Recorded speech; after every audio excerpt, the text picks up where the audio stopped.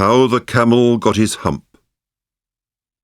Now, this is the next tale, and it tells how the camel got his big hump.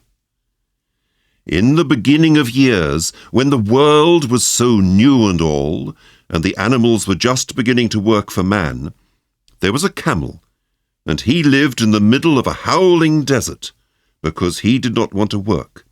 And besides, he was a howler himself. So he ate sticks and thorns and tamarisks and milkweed and prickles. Most excruciating idle. And when anybody spoke to him, he said, "Humph!" Just humph, and no more. Presently the horse came to him on Monday morning with a saddle on his back and a bit in his mouth, and said, "Camel, oh camel, come out and trot like the rest of us." "Humph!" said the camel, and the horse went away and told the man. Presently the dog came to him with a stick in his mouth and said, "Camel, oh camel, come and fetch and carry like the rest of us." "Humph!" said the camel, and the dog went away and told the man.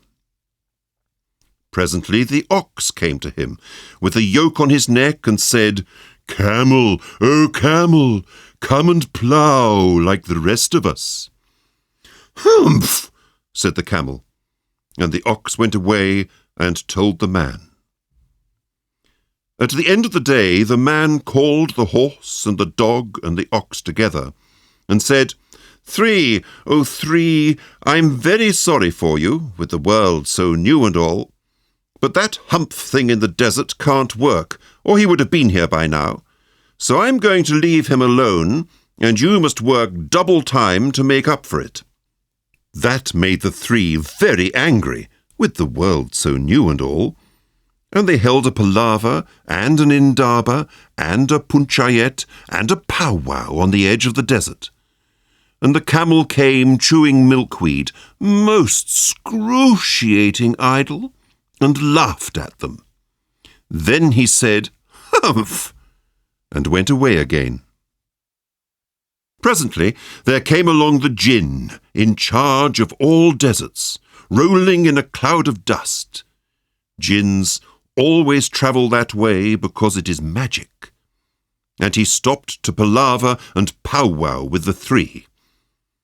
"Djinn of all deserts," said the horse, "is it right for anyone to be idle, with the world so new and all?" "Certainly not," said the djinn.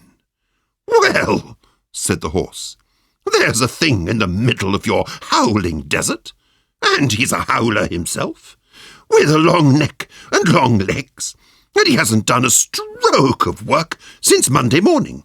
He won't trot." "Phew," said the djinn, whistling. "That's my camel for all the gold in Arabia. What does he say about it?"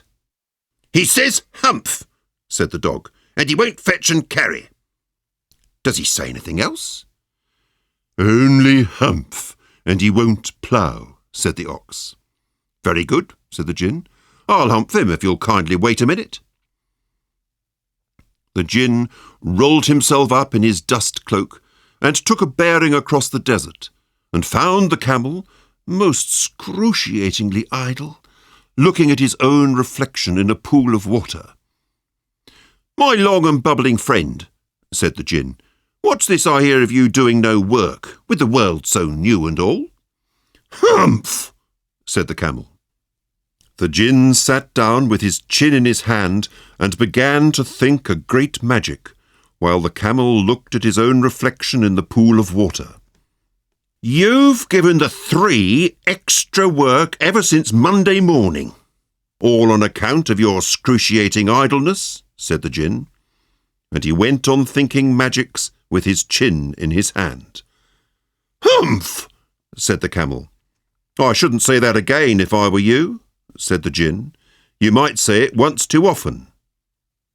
Bubbles, I want you to work." And the camel said, "Humph!" again. But no sooner had he said it Then he saw his back that he was so proud of, puffing up into a great big lolloping hump. "Do you see that?" said the gin.